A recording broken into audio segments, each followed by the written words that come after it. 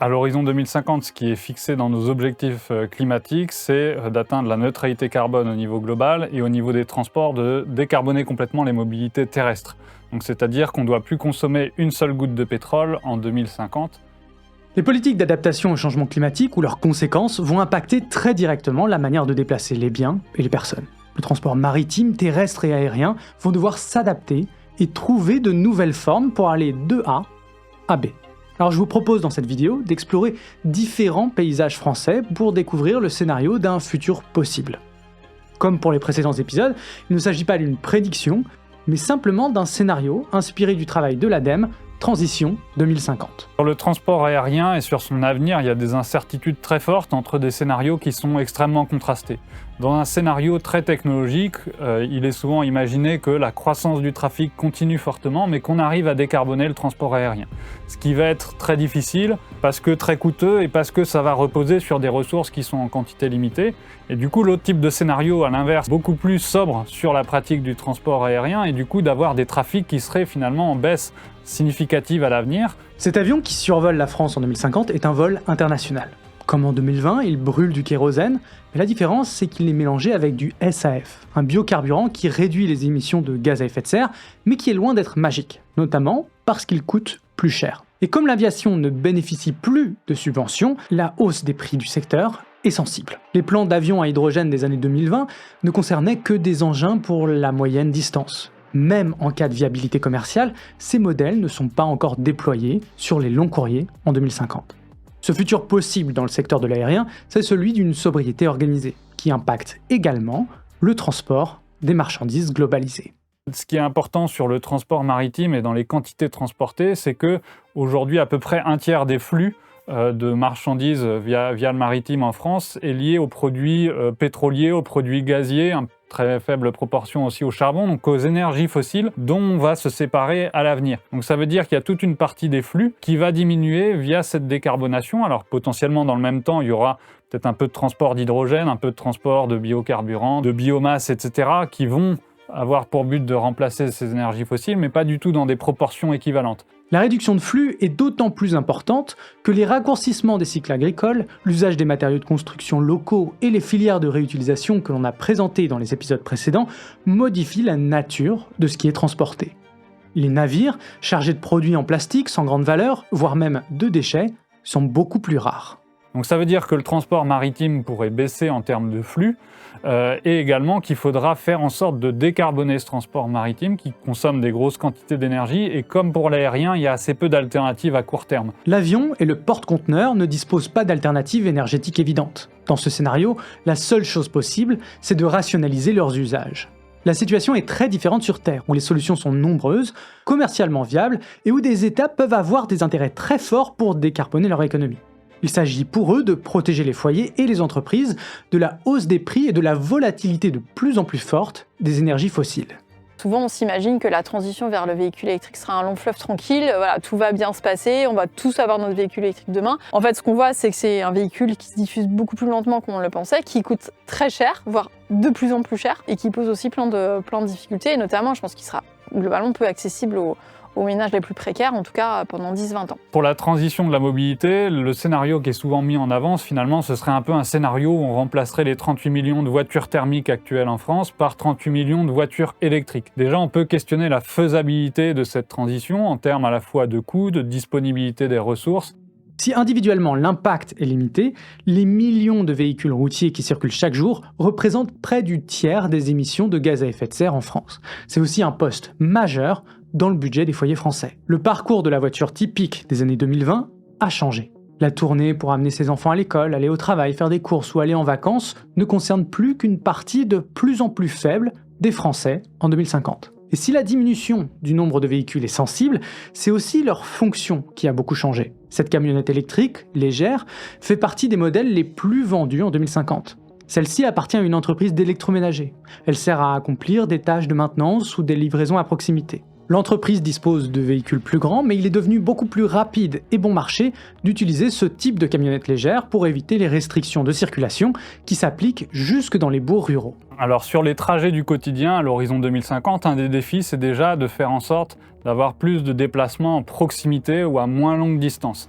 Donc ça veut dire essayer de repenser l'aménagement du territoire, repenser les modes de vie pour ramener plus de proximité dans les déplacements. Donc ça interroge l'aménagement du territoire, les modes de vie, mais aussi l'organisation du travail, mais aussi où est-ce qu'on place les commerces, quel comportement de consommation.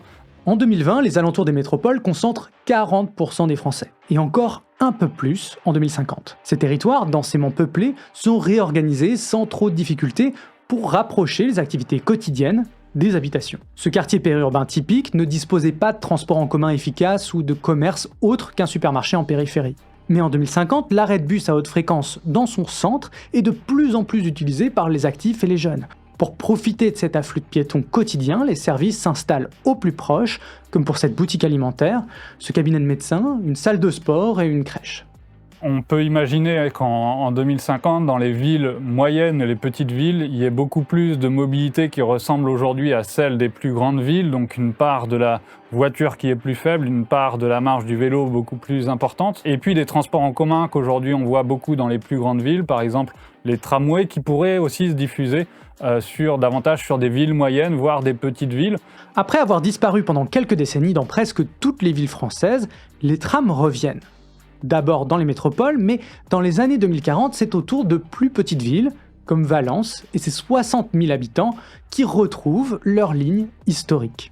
Ces nouvelles lignes permettent de réduire assez rapidement le budget de transport d'un très grand nombre de foyers français, en tout cas pour les déplacements quotidiens. Parce que le transport en commun public a certaines limites, des navettes privées, certaines autonomes, se sont multipliées pour répondre à des besoins très spécifiques. Celle-ci rejoint une clinique de Valence à quelques kilomètres de la gare. Postée tout proche des quais, elle permet aux employés du train de 6h37 d'arriver en quelques minutes aux portes de leur travail. La gare, c'est un lieu extrêmement central et sur lequel il y a un intérêt à développer différents types de mobilité qui sont accessibles pour que, par exemple, les personnes qui viennent de prendre le train puissent facilement louer un vélo, louer un véhicule plus gros ou bien prendre des transports en commun, etc. Et aussi que le lieu de la gare soit un lieu d'échange, un lieu avec différentes activités où il y a de la vie à la fois dans la gare et puis en dehors. Avec plus d'activités que ce qui peut être développé aujourd'hui. Cette ligne de RER métropolitain a changé les habitudes de déplacement, notamment des actifs qui peuvent compter sur des trains fréquents le jour et un service minimum même au milieu de la nuit. Cette entreprise d'assurance lyonnaise, qui a son siège social proche de la gare Pardieu, a ouvert il y a quelques années une annexe juste en face de la gare de Valence. Il s'agit d'un atout important pour recruter des employés qui privilégient les villes moyennes et leurs alentours pour des raisons de budget. L'autre avantage, c'est qu'ils peuvent également éviter la saturation ferroviaire de la métropole lyonnaise aux heures de pointe. Du coup, d'ici 2050, on peut s'imaginer que le réseau ferroviaire n'aura pas beaucoup bougé par rapport à aujourd'hui. En tout cas, on n'aura pas forcément des nouvelles lignes à beaucoup d'endroits, entre des villes moyennes, des petites villes, etc. Donc le principal défi, c'est de faire en sorte de mettre plus de trains sur l'existant. Donc intensifier les usages avec des trains qui sont suffisamment fréquents pour donner une qualité de service qui est importante pour les usagers, et puis des trains suffisamment capacitaires pour réussir à emmener plus de personnes qu'aujourd'hui. Et puis quand il n'y a pas des flux suffisants pour le train ou qu'il n'y a pas de ligne à certains endroits, c'est de compléter ça aussi, notamment par les lignes de bus, des lignes de cars, des lignes de cars express par exemple sur le périurbain, ou bien sinon après des véhicules plus sobres sur le reste quand il n'y a pas de transport en commun ou de transport collectif qui est suffisant. Sur ce territoire rural, les habitants conservent un usage de la voiture proche de celui des années 2020.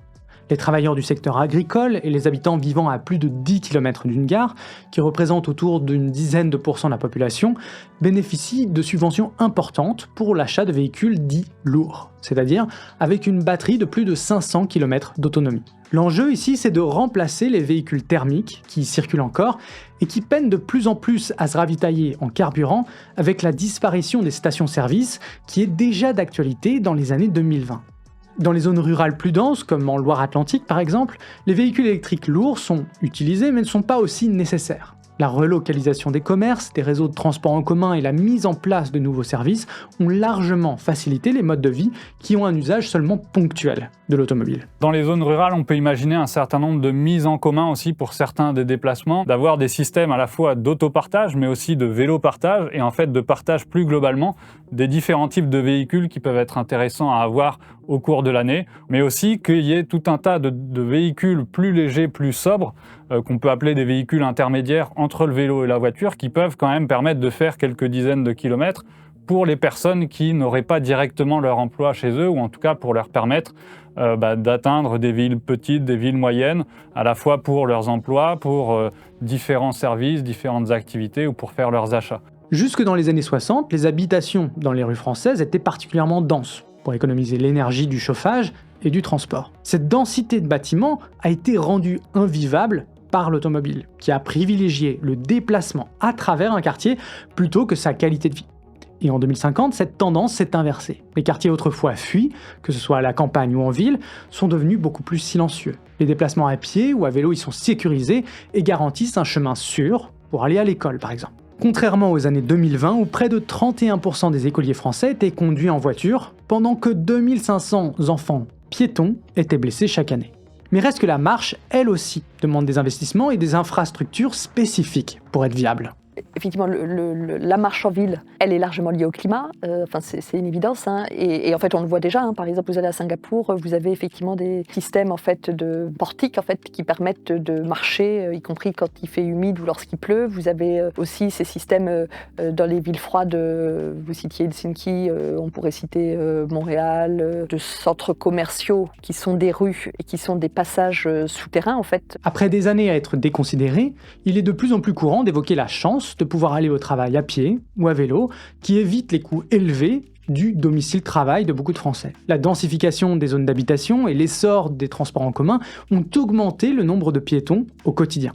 Alors, les communes françaises investissent dans des bancs, des arbres, des galeries couvertes et dans tout ce qui favorise la mobilité des piétons. Le trottoir, il a un entre-deux, en fait. Il est fondamentalement un entre-deux entre l'espace public et l'espace privé, entre le marchand avec un T et puis le marchand avec un D, parce que le trottoir, c'est aussi beaucoup le lieu du commerce. Hein. Historiquement, ça a été d'ailleurs un objet qui a été conçu par rapport à son fonction commerciale. Ce qui rend un trottoir animé, c'est qu'il y a des commerçants, il y a même, que ce soit des commerçants officiels ou informels. Et donc, cet espace d'entre-deux, moi, je crois que c'est ça qui fait la richesse du trottoir. Mais pour que les deux types de marchands se rencontrent, il faut amener les biens au plus proche. De la même manière que le commerce s'est adapté à la voiture, il cherche en 2050 à répondre à d'autres usages. C'est par exemple le changement en profondeur des pratiques de livraison chaotiques des années 2020, souvent réalisées par des livreurs précaires payés à la tâche. Ça m'amuse toujours quand on voit sur des immeubles des années 50, 60, on voit des fois une petite plaque en laiton marquée colporteur interdit. Voilà. Est-ce que demain on aura des quartiers où il y aura marqué livreur interdit Donc j'exclus pas le fait qu'on ait finalement peut-être des morceaux de ville qui vivent différemment. Il y a une réflexion alors qui pose question, hein, mais sur la place des lockers, hein, ces consignes en ville qui sont une manière finalement de dire plutôt que la livraison se fasse jusque sur le palier de l'habitant, si elle se faisait à quelques 100 mètres, 150 mètres du domicile, ça permettrait de limiter la circulation des livreurs. Il n'y aurait pas une réinvention de la boîte aux lettres qui serait à l'économie de la rue ce que le container a été à l'évolution du commerce mondial, c'est-à-dire cet objet finalement qui permet une logistique urbaine et pas une logistique maritime qui est optimisée. Au-delà des changements de pratiques de livraison des particuliers ou des commerces de proximité, c'est toutes les chaînes logistiques qui ont dû s'adapter à un environnement nouveau pour trouver des sources de profit. Alors sur le transport de marchandises, sur les transports intérieurs à la France, dans les scénarios vraiment les plus sobres, on peut imaginer quasiment jusqu'à une division par deux des flux de transport de marchandises. Donc ce qui est assez énorme et ce qui demanderait de combiner plusieurs leviers, donc en l'occurrence moins de tonnes transportées, des distances plus faibles et des chaînes logistiques plus raccourcies aussi. Sur la longue distance, il faut passer autant que possible sur le ferroviaire qui est plus efficace, qui est déjà largement électrifié. Donc diminuer la part du routier pour aller vers ce ferroviaire, aussi vers le fluvial qui peut être un complément intéressant. Ce commerce, proche de Dijon, s'approvisionne via le port de commerce de Fos-sur-Mer et sa liaison ferroviaire. Mais la saturation des rails a favorisé le développement de fret fluvial pour remonter le Rhône et la Saône. Les centres logistiques et les usines de fabrication, qui étaient autrefois proches des nœuds autoroutiers, cherchent de plus en plus à se rapprocher des ports, des fleuves et des gares. Et Et si le transport par camion reste important, il se concentre sur des trajets plus courts et généralement électrifiés. Mais dans ce scénario, la réduction du nombre de camions sur les longues distances et le nombre de véhicules légers qui n'atteignent plus les 100 km/h commencent à remettre en question la rentabilité de certains tronçons d'autoroute.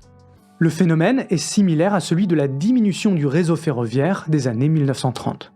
Un cercle vicieux s'enclenche avec la dégradation progressive d'une infrastructure chère qui est devenue surdimensionnée. Que dans un scénario où il y ait une sobriété importante dans les mobilités, il y aura forcément un certain nombre de difficultés, de défis à relever, notamment parce que des populations qui aujourd'hui voyagent beaucoup à longue distance devront changer leurs pratiques de mobilité. On peut imaginer aussi qu'il y aura des tensions, notamment sur la question de l'emploi, de la transformation de l'économie. Et puis dans les pratiques de mobilité du quotidien, ça demande de changer potentiellement de mode de transport, de mode de vie plus globalement, parce qu'on sait qu'il y a une interaction. Donc c'est ces transformations-là qui vont être des défis assez majeurs à l'avenir, et puis faire en sorte d'avoir les bonnes interactions entre les mobilités du quotidien qui seront davantage avec la marche, le vélo, les transports en commun, des modes légers, etc. Et puis avoir suffisamment d'alternatives aussi à plus longue distance, parce que les véhicules électriques qui sont plutôt vertueux, donc calibrés sur les trajets du quotidien, avec une autonomie relativement raisonnable, ne permettent plus autant que les voitures thermiques de partir tous ensemble en famille sur des longues distances. Alors sans bouleversement technologique majeur, un scénario de réduction de certains modes de transport en France est difficilement évitable. La question c'est de savoir si cette réduction passe par de la sobriété, donc si elle peut être organisée avant d'être subie, donc avant de se transformer en pauvreté. Et dans notre futur possible, inspiré d'un scénario élaboré par l'ADEME, les Français peuvent se déplacer au quotidien, que ce soit pour travailler ou pour leurs loisirs.